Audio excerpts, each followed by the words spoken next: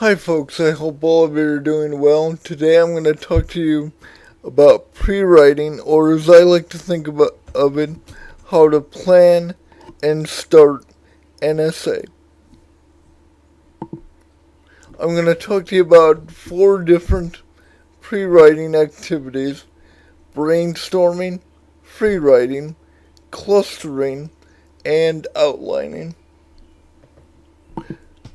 Now, I trust that at one point or another, all of you have more than likely done some brainstorming on your own, or, seen what it looks like when other people engage in that process. So I'm just going to go right to what I would consider the advantages and disadvantages of that technique. Because brainstorming is simply where you're jotting down isolated words, phrases, ideas. Sometimes you'll talk about emotions or facts and figures that may come to your mind when you're thinking about a given topic or topics sometimes. Sometimes we need to brainstorm a list of ideas just to figure out what topic to write about first. But because, we're just jotting down ideas, words, and phrases, the advantage, I think, is that it gives us an idea to think about our topic or topics that are going to be covered in an essay. But because it is a very informal way of writing, very seldom from brainstorming alone are we going to get a good idea of how to organize the content of an essay. Similarly, because, we're just engaged again in recording those isolated words, phrases, ideas, emotions, what have you, we're not actually going to be engaged in writing part of, the essay itself at that point.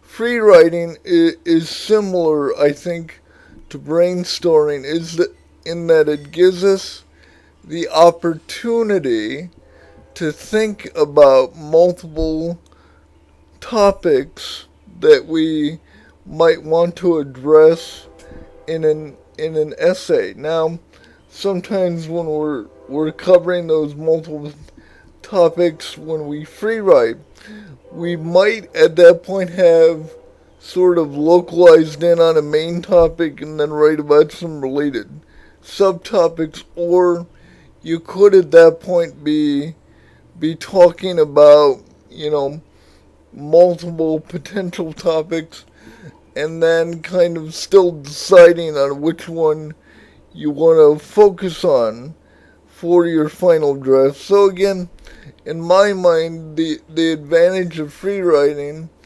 is, again, that it gives you an opportunity to think about the topic or topics that you're going to cover in your actual final draft of an essay. But free writing, is generally, even though it'll be a bit more in sentence form than brainstorming, it's still a very informal way of writing. You're not going to focus in on things like grammar or sentence structure as much as you might for a final or a revised draft of an essay. So, for that reason, you definitely wouldn't want to free write an entire essay and then just turn that product in as your final or revised draft. Typically, when students try to do that, the end result in terms of a grade doesn't end up being that good. So I would kind of guide you against doing that. And finally, again, because it is a very informal process, again, with free writing, we're generally not going to give ourselves much of an idea of how, the content of our ultimate final draft is going to be organized. Here is an example of what could be called a cluster, or in some cases, a spider web, or a writing map. It goes by multiple terms. I prefer cluster, but it's all really a matter of preference in terms of what you call it for the student and the instructor, because it all basically refers to the same thing, where you have an idea for a main topic, and that main topic is going to take the form of your center bubble. In this case, our house. And then you'll diagram off of that multiple topics and subtopics that could also play a part in that essay. So here you see, the main bubble is our house, and then we have various other branches that come off of that, like daily problems, new life ahead is another example. And notice how they're all clearly labeled and grouped together. So when we think about a cluster, in my mind, the advantages of a cluster are that it gives you an idea of how your main topic and the related subtopics are either similar to or differentiated from one another. It also, along with that, another way of thinking about that is it gives you an idea of how your main topic and subtopics are going to be grouped together within your essay. But even though it gives you an idea of how your topic and subtopics might be grouped together, if you were to roll back and look at that cluster for a moment, notice that it does not, strictly speaking, give you an idea of, what subtopic would be covered first, second, third, and what have you. So it gives you an idea of topic grouping, but not necessarily organization. And then finally, notice that again, when we're doing clustering or spiderwebbing, we're not really engaged in much of anything in the way of even writing sentences at this point. Unlike free writing, we're again kind of just focusing on key words and ideas that would play into the development of that later essay. Okay, here are some. If you were to go to that web link, and I checked it out, it's still an active web link. If you were to go to this web link, it provides you with a couple good examples of outlines that would be used in the development of an academic essay. If you want to do that on your own, go ahead and do so. I don't mind. I didn't think it was necessary to include that actual, visual representation of those outlines here, because I trust that all of you have either have made outlines at one point or another in your academic careers. So, again, but if you go to that web link, a couple of good examples of outlines. Having said that, here are my thoughts on the advantages and disadvantages of outlining. The great thing about outlining, as opposed to any of the other pre-writing techniques that I've discussed with you, is that outlining will give you, or should give you, an idea of how to organize the content of an essay. In other words, it's going to give you some idea of what you're going to discuss first, second, third, fourth, so on, within the flow of an essay. Um, Also, like a cluster, outlines will give you an idea of how your main topic and subtopics are going to be grouped together. So, how are they similar to or different from one another? Those are, key advantages of outlines. But again, as we've been talking about with respect to the letter techniques, when we outline, we're not really engaged in writing much of anything in paragraph form. That's going to come in the next step, the actual drafting of a paper. So, depending on how quickly you want to get moving, that can be seen as a disadvantage. The other disadvantage, I think, of an outline is, and this might sound funny, but I think outlines can be habit forming. And when I say that, in my mind, it means two different things. One, I think some people get really hung up, whether students or teachers. I've seen both groups of people do this, on how the outline, is constructed. So they want to make sure that it follows, the formal rules of outlining. In other words, the main, broadest topics of your outline are covered in Roman numerals. The next topic level down, capital letters. The next one down below that would be irregular numbers and lowercase letters down below that. Some writing teachers, do sort of enforce those rules. I don't really see the point of doing that. My thought is that as long as the outline has gotten you thinking about the process of how to organize your paper, then I think it has really served its purpose.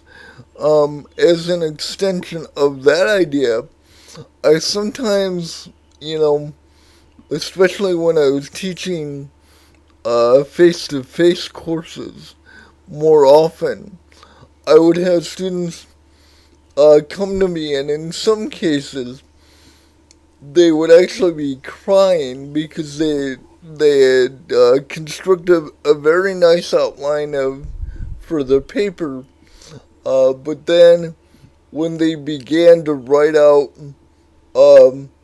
the actual draft of their paper, it didn't follow their outline point by point by point. And they would get very, for lack of a better word, bent out of shape about that discrepancy. But as I've already alluded to, my response to a student or a colleague in that position would be, again, if the outline has gotten you thinking about the process of how to organize your paper, then frankly, who cares if your paper doesn't follow it point by point?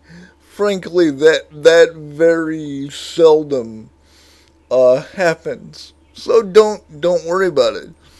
Don't get caught up in the habit of an outline. Focus more on its role in the writing process.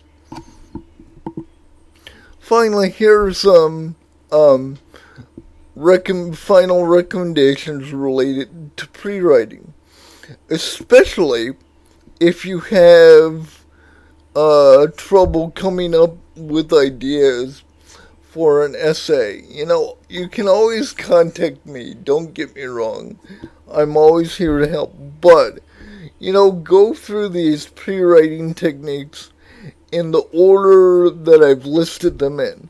So brainstorm first, then do some free writing, clustering, and then outlining to sort of formulate your ideas before you sort of jump right into the middle of writing an essay. Now, you don't always have to do all of those, and in some cases, you'll have such a great idea that frankly you don't need to do any of them before you actually start your paper.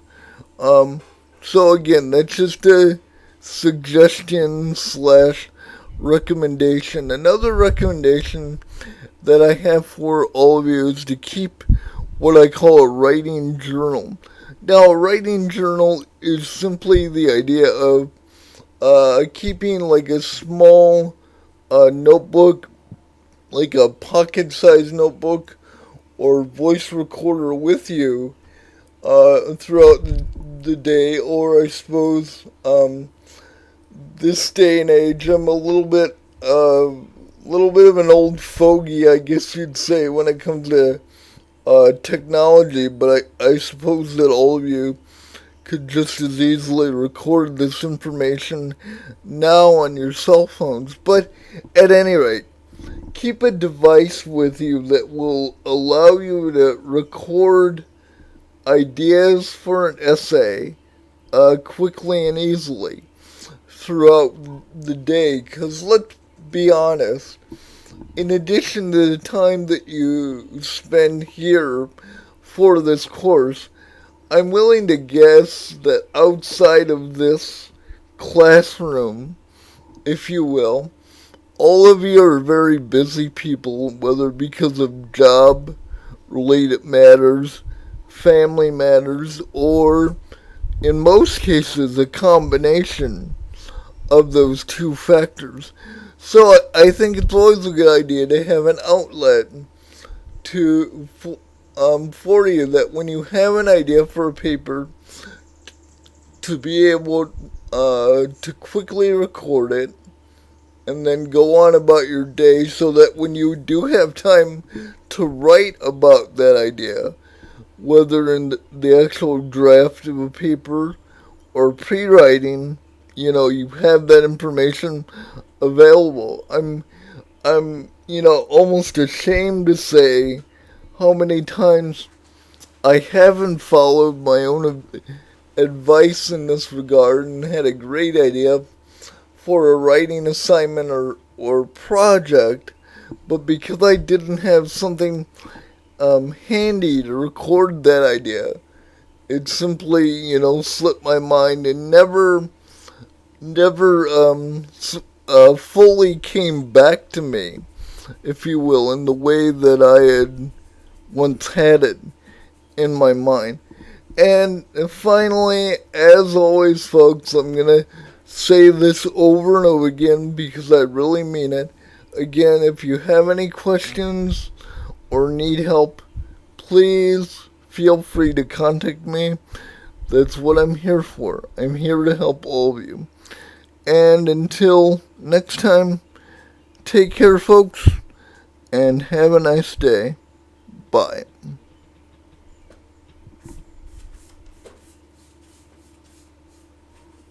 I don't know if it stopped. I don't think it did, but to be honest with all of you, this has been...